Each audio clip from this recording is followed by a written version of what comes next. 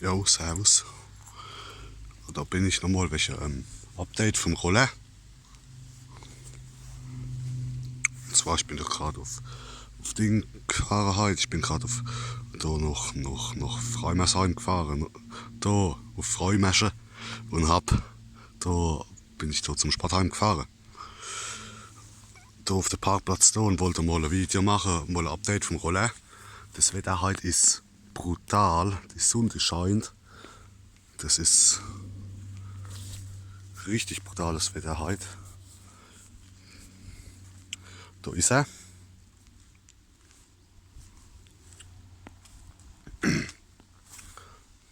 Ja, ich wollte einfach mal ein kurzes Update machen vom Roller.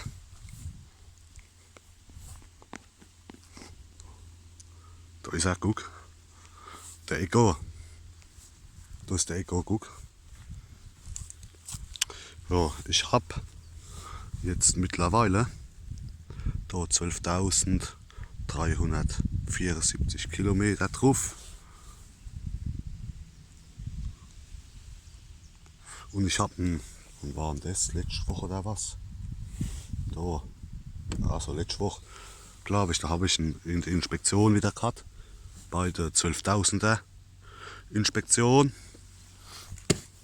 Ja, soweit läuft die Geschichte, sage ich da mit dem Ding. Ich bin immer noch super zufrieden damit. Ja, bisher hat er jetzt einmal hat er, wo er ein bisschen Probleme gemacht hat, da ist er mal während dem Fahren ausgegangen und ich mir an. Und da habe ich mal angerufen in Geusentrieben beim Cycle-Team da und habe es ihm gesagt, und er gemeint, er kommt mal vorbeigefahren und guckt mal. Und da hat er geguckt und hat gemeint, das könnten die Ventile sein, die verstellt sind. Und da hat er ihn gleich mitgenommen und hat es gemacht. Und dann, wie ich ihn geholt habe, habe ich gleich einen Termin gemacht für die Inspektion. Das war wann war es? War es vor einer Woche? Oder so vor 1,5 Wochen, ich weiß es nicht mehr. Also ungefähr vor 2 Wochen, knapp. Und ja, da hat er geguckt und hat da war das Lenkkopflager auch gespielt gehabt. Da. Und das hat er wieder gemacht und jetzt geht es wieder gescheit. Jetzt hat da der Lenker hat jetzt auch kein Spiel mehr. Und mit der Bremse, da habe ich auch ein bisschen Probleme gehabt vorne. Wo er nicht gescheit gebremst hat, vorne da.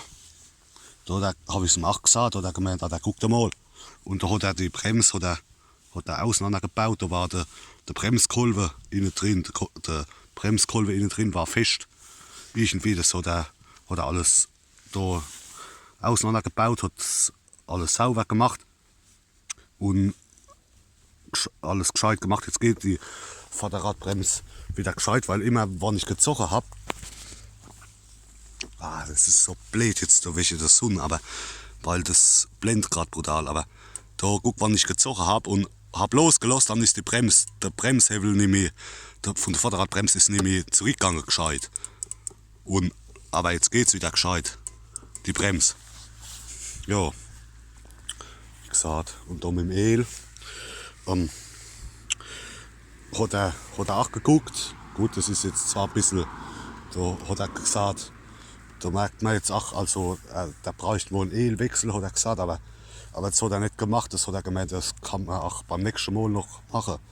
Und ja, und dem letzten habe ich Probleme gehabt, keine Probleme, aber da die Woche habe ich gesehen, ne, dass mein Auspuff schon da ein bisschen da oberflächlich da gerostet ist. Und dann habe ich mir gedacht, nee, und dann habe ich mal geguckt und habe einfach mit so einer Drahtbürste bin ich mal drüber gegangen. Und das war alles verrostet. Da am Auspuffhalter, da am Halter, da genau, da zwischen den 2 Fingern, da das Eck da, wo der Halter ist, das ist sau heiß gerade. da war alles da, siehst du doch da, war alles verrostet. Und dann bin ich hingegangen mit einer Rotbest und hab da mit der Rotbest ein bisschen da geschraubt und gemacht. Und das siehst du doch da habe ich, ja, das sieht man jetzt nicht, welche das sind, aber warte mal. Ja, da siehst du jetzt, da, die Rostpickel da, die habe ich alle weggekriegt. Das war alles verrostet und da schon, also angerostet, oberflächlich aber nur. Und das habe ich alles weggekriegt. Und da habe ich ihn mal sauber gemacht und alles. Und da am Krimmer hat er auch schon angefangen. Aber zwar nur oberflächlich, da habe ich ihn gestern mal sauber gemacht. Und bin auch mit der Rotbest weggegangen, da, auch unten dran. Und das ist einfach, das war nur oberflächlich und dann ist der Rost quasi einfach so so abgebröselt. Also es war nur oberflächlich. Und jetzt habe ich es wieder hingekriegt. Und, oh Vater, aufpassen da, der Krimmer ist heiß. Und guck, jetzt sieht der Auspuff wieder aus wie neu.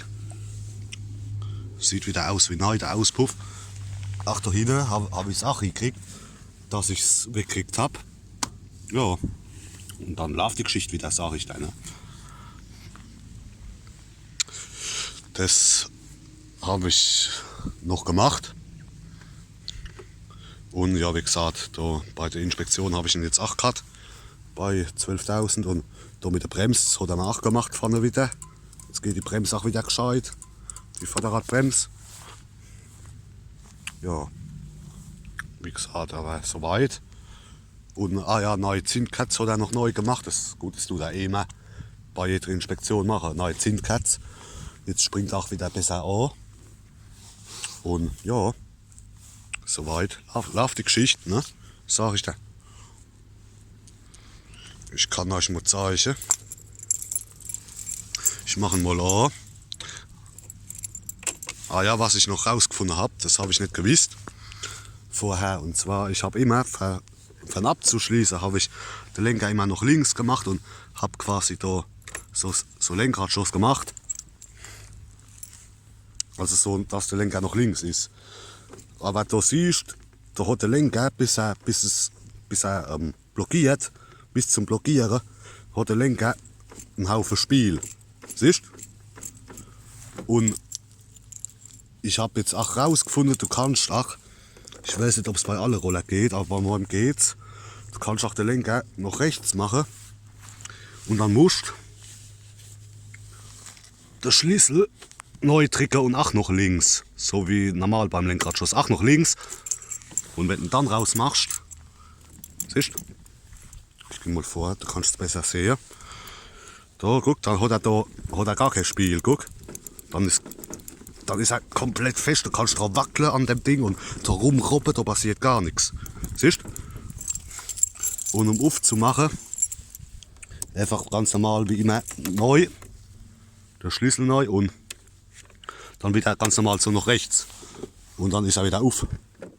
Und seitdem ich das jetzt weiß, tue ich immer beim Lenkradschloss, wenn ich ihn abschließe, tue ich den Lenker immer nach rechts machen und lasse dann das Lenkradschloss einrasten, so rechts. Weil da hat er gar kein Spiel, da hat er kaum Spiel. Und das habe ich noch rausgefunden. Das habe ich vorher auch nicht gewusst. Ja, aber soweit, also ich bin richtig zufrieden. Ich bin froh, dass ich das hingekriegt habe mit dem Auspuff. Weil anders wäre ich mal jetzt nur noch gefahren und hätte mal gefragt. Da, aber ich habe das hingekriegt, der Auspuff, also der oberflächliche Rost, alles wegzukriegen. Da habe ich einfach so, wie heißt's? Kein Rotbest, das war so. Oh Gott, was war? Das war kein Rotbest, wo ich genommen habe. Das war so, da habe ich die Blende, die Auspuffblende. Die Auspuffblende habe ich abgebaut. Das habe ich abgebaut. Und dann habe ich, was war das? Das ist so, Stahlwoll. So Stahlwoll habe ich genommen. Ich habe Stahlwoll genommen und habe ein bisschen da einfach so, Also sofort zum so Stahlwoll, sofort zum Reinigen. Und wenn du Wasser drauf gemacht hast, da ist was drin und dann schäumt's. Und da bin ich mit der Stahlwoll über den kompletten Auspuff gegangen und dann ist der ganze Rost, alles war an der Stahlwoll kranke und da habe ich den kompletten Rost weggekriegt. Ach, da unten habe ich alles hingekriegt, dass der Rost weggeht. Gut, da siehst du, aber das ist kein Rost. Die braune Flecke, das ist eingebrennt schon. Also das ist kein Rost, das ist eingebrennt. Also das kriegst du eh nicht mehr weg. Aber der Rost an sich, das kann schon, ach da, guck. Das ist so blöd mit der Sonne, da siehst du fast gar nichts. Da siehst du, guck, da kannst du jetzt auch da. Guck, ob ich es gescheit eingefangen kriege. Ja, da siehst du. Guck, da ist jetzt, sieht wieder aus wie neu. Da habe ich den kompletten Auspuff. Ach, da unten, der Krümel, habe ich auch alles mit der Stahlwolle. Und da mit ein bisschen Wasser oder was, habe ich das alles gescheit weggekriegt. Jetzt sieht er wieder aus wie neu. Gut, da siehst du noch ein paar Dinge, aber das ist kein Rost. Das ist einfach abgenutzt oder eingebrennt. Das ist eingebrennt. Da, das siehst du jetzt nicht welchem Schatten. Das ist ein bisschen blöd. Warte mal. Guck, ob man so, ich zoome mal dran, da. Die Dinge, da die Stelle. Das ist kein Rost, das ist eingebrennt. Also das kriegst du eh nicht mehr weg. Aber grundsätzlich der ganze Rost, ach da. Warte mal. Jetzt. Ja, das ist jetzt ein bisschen blöd mit der Sonne. Du siehst jetzt gerade gar nichts. Aber da habe ich das alles, da siehst du ein bisschen, da habe ich es weggekriegt. Alles, jetzt sieht er wieder aus wie neu, der Auspuff. Ja, das ist noch heiß, aber noch ein bisschen. Aber. Ja, und mit dem Öl, da habe ich nachgefragt. Da hat er gesagt, da war noch genug drin, hat er gesagt. Da hat er gesagt, das hat man nicht wechseln müssen, das Öl. Da hat er gesagt, beim nächsten Mal. Hat er gesagt, guck mal, du dann Ölwechsel machen beim nächsten Mal. Da hat gemeint, aber ich soll halt immer gucken, dass genug Öl halt drin ist. Da habe ich gesagt, ah, ja. Und dort im letzten habe ich mir wieder aufgefüllt, da, letzte Woche glaube ich. Und seitdem da gucke ich immer, dass ich einfach genug drin habe. Dann passt das schon. Ja? Dann passt das schon. Ah, ich habe mir auch noch so eine elektrische Luftpumpe geholt, aber die habe ich daheim. Da fährt der Reif aufzupumpen. Weil ich habe es an der Tankstelle probiert, dem letzten so vergessen können. Da, das ist nicht gescheit gegangen da. Und da immer da mit dem Geld da, dann geht's 1 Minute und dann das kannst du auch vergessen. Da habe ich auf Amazon ich mir so eine elektrische Luftpumpe da mit Akku, wo du aufladen kannst, habe ich mir bestellt, dem letzten.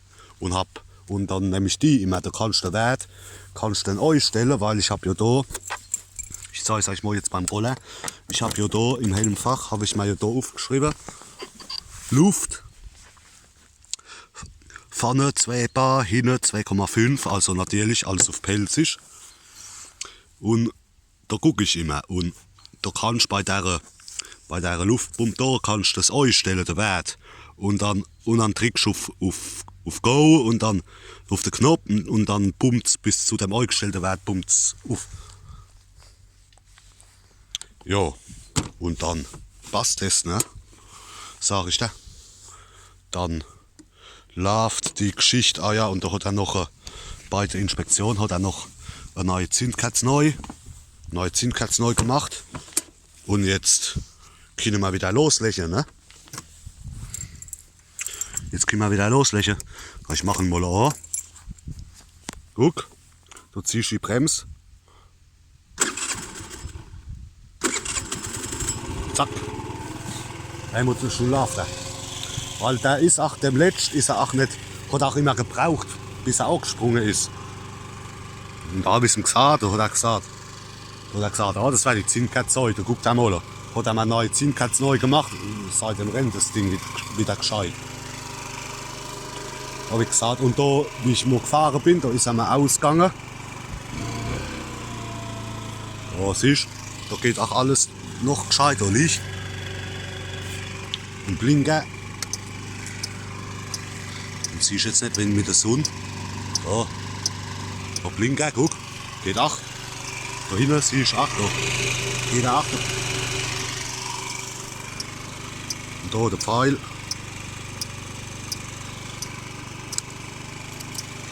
Machen wir mal rechts. Da, guck, da geht auch noch alles. Alles gescheit. Und da 8, guck. Hinten. Blinkt 8 gescheit. Da, und Aufblendlicht geht 8, guck. Fernlicht geht auch noch. Da Abblendlicht, Aufblendlicht. Passt. Und da ein Tacho. Mache ich mal Aufblendlicht neu. Das siehst du jetzt nicht, weil die Wäsche der Sonne, aber da siehst du ein bisschen. Da die Lampe geht auch noch gescheit. Und da die Kontrolllampe. Kontrolllampe, die gehen auch noch alle gescheit. Da guck. Und die Hub. Geht auch alles noch gescheit. Oder da mit dem Kickstarter. Geht er, läuft er auch. Zeige ich euch mal. Zack. Schon läuft er. Guck. So muss das sein. So muss das sein, ne? Und seitdem rennt er wieder. Ah ja, und da hat er noch gemeint, der hat, also da mit der Bremse, wo ich euch gesagt habe, vorne, da war der Bremskolbe, war fest. Da bei der Vorderradbremse da. Da innen drin, da, der Bremskolbe innen drin, der war schon, der ist nämlich gescheit gegangen, der war fest, da hat er die Bremse ausgebaut und hat sie auseinander gemacht und hat innen drin alles mal sauber gemacht und auch, glaube ich, auch da neue Bremsbeleg hat er, weil die Bremsbeleg waren auch schon drunter, halber drunter, die Bremsbeleg hat er neue Bremsbeleg neu gemacht und alles und der Bremskolbe wieder gescheit gemacht und jetzt geht's wieder gescheit, die Bremse. Weil vorher, wenn du gebremst hast, da hat sich quasi bis da hin, hat sich gescheit ziehen lassen und ab da hat er blockiert, hat der Hebel blockiert. Und dann, je nachdem, wenn du zu stark gebremst hast, gleich ganz neu, dann hat's das Rad blockiert vorne. Da habe ich einmal Glück gehabt, anders hätte ich, wo ich mal Vollbremsung machen gemisst habe beim Fahren, da habe ich Glück gehabt. Anders, wenn ich ein bisschen fester gebremst hätte, wäre ich gelegen. Aber da hat er gesagt, hat er geguckt, da war der Bremskolbe innen drin, war fest. Hat er gesagt, und die Bremsbeleg waren schon halb drunter. Das hat er jetzt wieder gemacht. Jetzt geht es wieder gescheit. Und so muss das sein. Ne? Ja, also ich bin super zufrieden. Aber was ich noch sagen wollte, ich bin mal gefahren. Und da ist er mal ausgegangen während dem Fahren. Da, dem letzten, das war vor einem Monat oder was, oder 1,5 Monate, glaube ich, so bald. Und da habe ich ihn auch runtergebracht, da hat er geguckt, da hat er gesagt, hat er geguckt, hat er gemeint, können sein, dass die Ventile verstellt sind. Das hat er mir dann auch gemacht, also das war vor der Inspektion noch, wo er mir die Ventile eingestellt hat. Und seitdem rennt er wieder wie Harry. Also ich bin richtig zufrieden. Und was ich noch sage, ja, dem letzten habe ich ganz vergessen, da habe ich gemerkt, da hat er generell beim Gas geben, hat er nicht mehr so richtig gezogen. Da habe ich mal im Internet geguckt und da hat er geschrieben, da hat es bei so einem Rex 8 gehabt, also das ist ja im Grunde ein Rex-Roller. Also weil es der gleiche Motor ist, da hat ja der gleiche Motor drin und alles. Wie der Rex. Und da hat er gesagt, da hat er geguckt, da war hat er mal den Luftfilter aufgemacht, da war der Luftfilter-Einsatz innen drin, war schon verträgt. Da habe ich geguckt, bei mir war es selber. Nur das Dumme war, wie ich den Luftfilter sauber gemacht habe, habe ich gesehen, dass der Einsatz daneben irgendwo, dass er schon eingerissen war. Und da habe ich gedacht, oh, da brauche ich mal einen neuen Luftfilter. Einen neuen Luftfilter-Einsatz. Den habe ich mal bestellt auf Amazon für 30 €. Da auch einfach, da habe ich eingegeben auf einen Rex.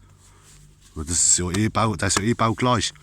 Und dann habe ich den eingebaut und alles sauber gemacht innen drin normal und eingebaut. Und seitdem zieht er wie Harry. Abartig. Und da zieht er wie Harry, das ist gestört. Aber dem letzten habe ich auch gemerkt, dass beim Gasgriff noch, der hat einen Haufen Spiel gehabt. Und dann habe ich mal geguckt und da unten stellst du ja, das wird ja das Spiel eingestellt vom Gaszug. Und das habe ich jetzt so eingestellt, dass in der Nullstellung, dass er sich in der Nullstellung kaum bewegen lässt.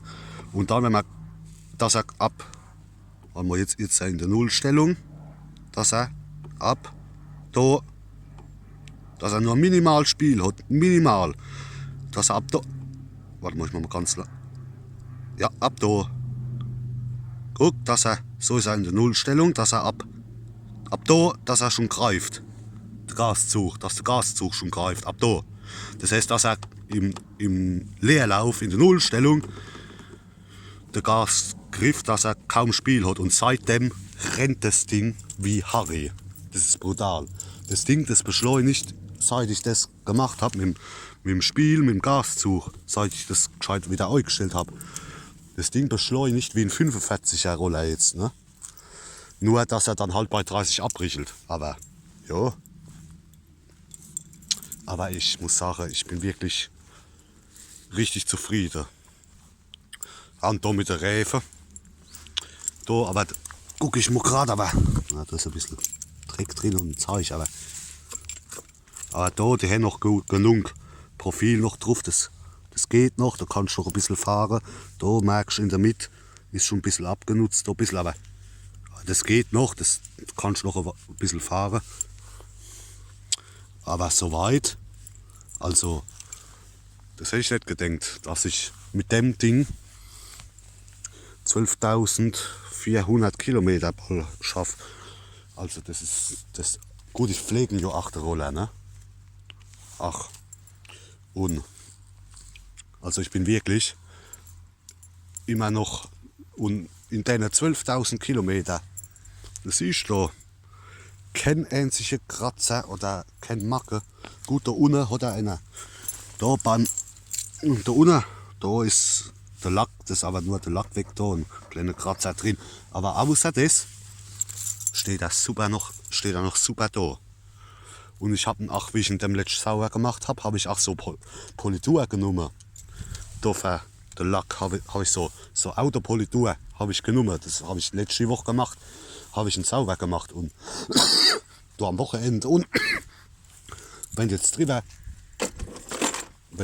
gehst, über den Lack, das ist so blöd und mit der Sonne, weil das blendet. Welche der Sonne? Wenn du drüber gehst, oh Alter, wenn du drüber gehst, das ist wie neu. Das fühlt sich auch wie neu. Mit der Politur da oben. Brutal. Und da habe ich die ganzen Kunststoffdinger, auch da habe ich das gemacht. Beim Ablagefach. Oder auch da, wo ich die Fies immer habe, da vorne. Habe ich es auch gemacht. Oder da, das merkst du extrem, wenn du drüber gehst. Guck mal, brutal. Das, gut, da hat ein Macker, aber da hat ein Macker, aber ich glaube, das ist sogar der einzigste Macker, wo er hat, aber ansonsten sieht er wieder aus wie neu. Also ich bin wirklich richtig zufrieden, also das Ding ist brutal.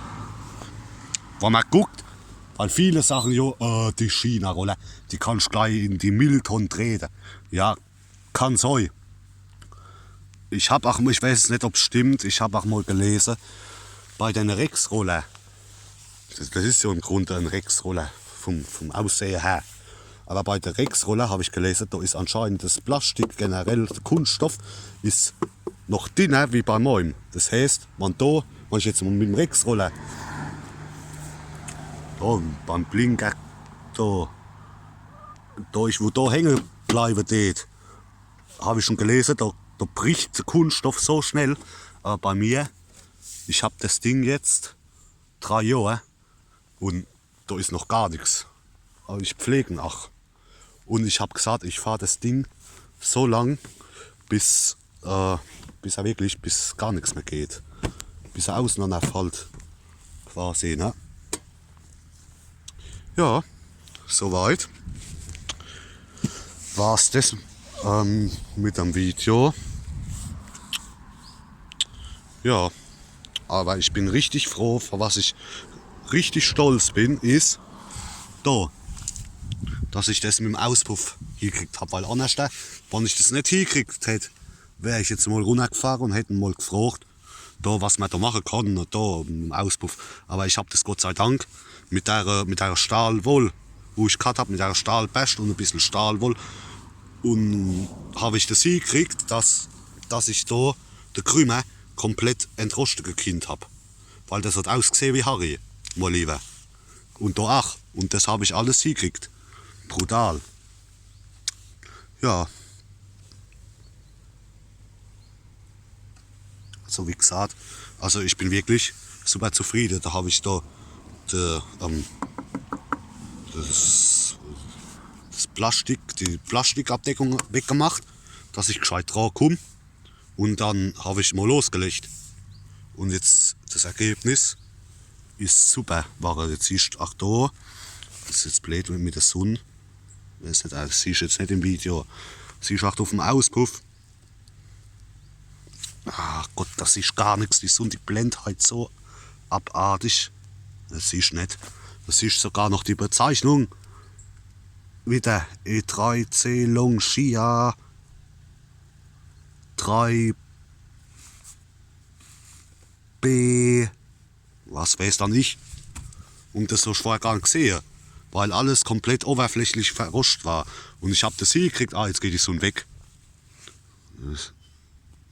Jetzt geht die Sonne gerade weg. Vielleicht sieht man es jetzt. Ich zoome mal dran. Da sieht ihr jetzt. Da, guck, das hast du vorher gar nicht gesehen.